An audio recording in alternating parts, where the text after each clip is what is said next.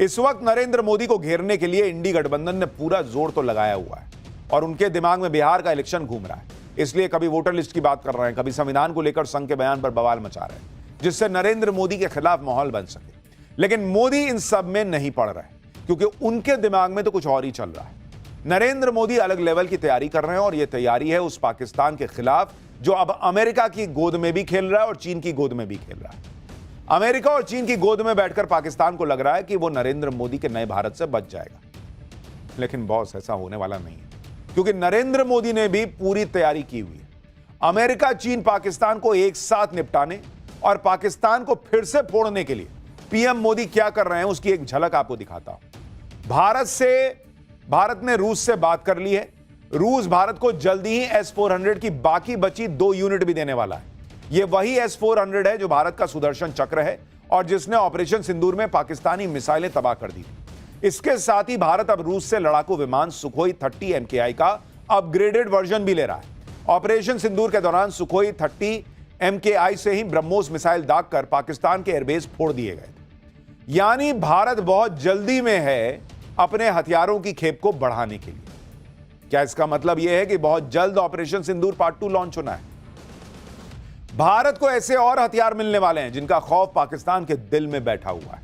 कमाल की बात यह है कि पाकिस्तान के लिए बुरी खबर चीन की धरती से आई है। चीन में बैठकर ही भारत ने रूस से S-400, सुखोई और बाकी हथियार देने पर बात की है। रूस से ताजा बातचीत में भारत और कौन कौन से हथियार ले रहा है, चीन में भारत और रूस की दोस्ती को देखकर कैसे जिनपिंग की टेंशन बढ़ गई होगी, यह सब आज आपको बताने वाला हूं। साथ ही ट्रंप का चैप्टर भी खोलूंगा, कैसे हाल के कुछ दिनों में दूसरी बेइज्जती हुई है उनकी और कौन सा लश्कर का नया आतंकी मारा गया है, यह भी आपको दिखाऊंगा। पहले मोदी के नए खेल ने कैसे ट्रंप और चीन दोनों को झटका दिया है। भारत ने आज एक ऐसा काम कर दिया जिससे चीन, पाकिस्तान और अमेरिका तीनों एक साथ निपटेंगे। भारत ने नए हथियार मंगवाने के लिए रूस से बात कर ली है। रूस के हथियारों का नाम सुनकर ही पाकिस्तान और चीन कांप जाते हैं, क्योंकि भारत ने रूसी हथियारों और अपने मेड इन इंडिया हथियारों से मिलकर पाकिस्तान को फोड़ा था और चीन के हथियारों को कबाड़ साबित कर दिया था। जब रूस से भारत नए हथियार लेगा तो चीन और पाकिस्तान दोनों निपट जाएंगे। बचे डोनाल्ड ट्रंप और उनका अमेरिका, जो फर्जी फील्ड मार्शल असीम मुनीर को लंच करवा रहे थे। उनको भी भारत ने तगड़ा मैसेज दे दिया कि अमेरिका अपने हथियार अपने पास ही रख सकता है, हमको कोई दिक्कत नहीं है। अब भारत रूस से हथियारों की डील करने वाला है। आज चीन में एससीओ मीटिंग के इतर भारत के रक्षा मंत्री राजनाथ सिंह ने रूस के रक्षा मंत्री से मुलाकात की। इस बातचीत में रक्षा मंत्री राजनाथ सिंह ने S-400 की जल्द से जल्द डिलीवरी पर जोर दिया। सूत्रों का दावा है कि रूस ने भारत को S-400 की टाइम पर डिलीवरी का भरोसा दिया है। रूस अभी यूक्रेन युद्ध में फंसा है, जिसकी वजह से रूस से भारत को हथियार सप्लाई में दिक्कतें आ रही। लेकिन रूस ने भरोसा दिया है भारत को कि वो जल्द S-400 की बाकी बची 2 यूनिट भी दे देगा, कोई देरी नहीं करेगा। साल 2018 में भारत ने रूस से S-400 की 5 स्क्वाड्रन खरीदने की डील की थी।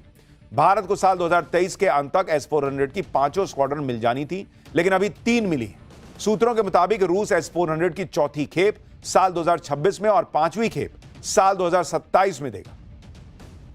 अभी S-400 की 3 यूनिट चीन और पाकिस्तान के बॉर्डर पर तैनात है। 2 और यूनिट मिलने से भारत के एयर डिफेंस सिस्टम को और मजबूती मिल जाएगी। दरअसल S-400 की एक यूनिट में क्या क्या होता है, एक स्क्वाड्रन में क्या क्या शामिल होता है, आपको यह भी बताता हूं। S-400 के हर एक स्क्वाड्रन में 2 मिसाइल बैटरियां होती हैं, जिनमें 128 मिसाइलें शामिल होती हैं।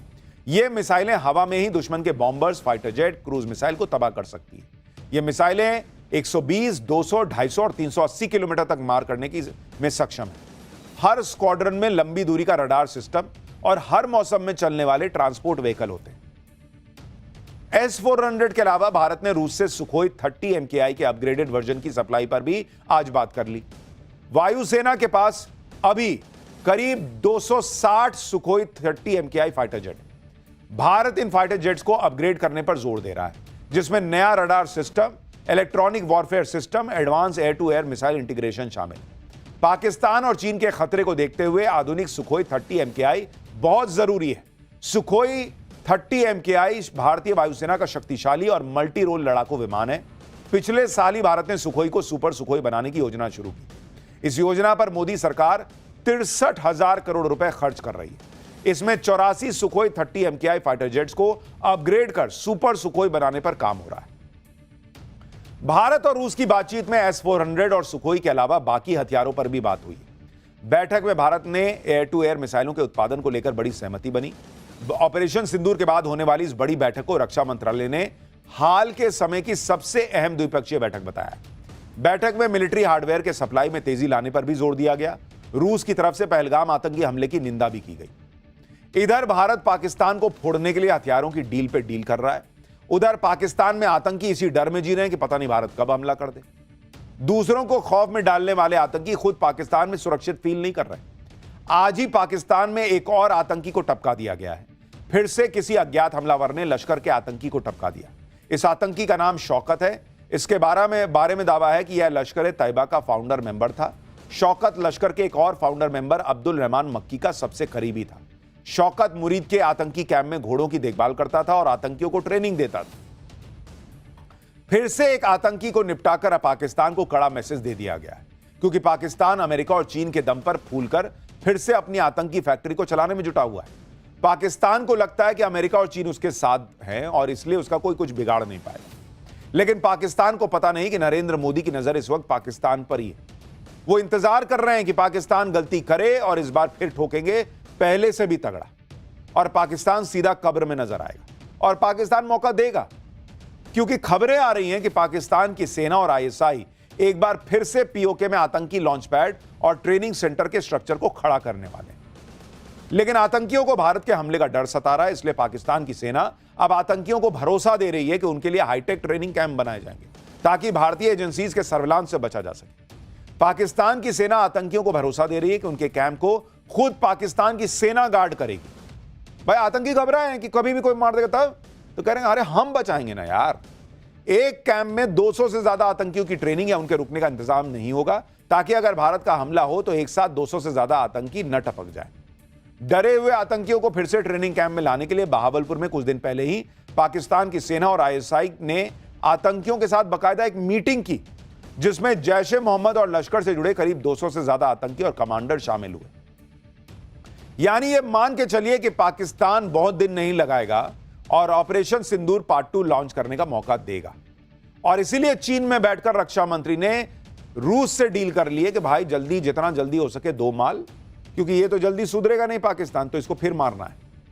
पाकिस्तान अपने आतंकियों को फिर से एक्टिव इसलिए भी कर रहा है क्योंकि मुनीर फंस गया है।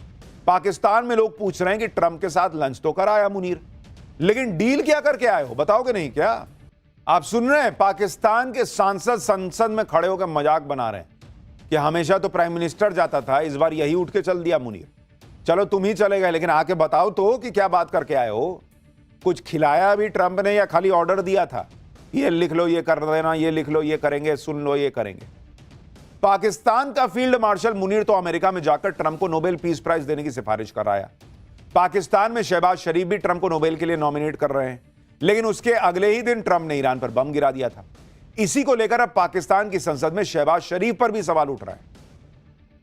यानी पाकिस्तान के सांसद इस बात को लेकर भी पाकिस्तान की सरकार, वहां की सेना को एक्सपोज कर रहे हैं कि तुम तो मुसलमानों के साथ भी नहीं हो यार।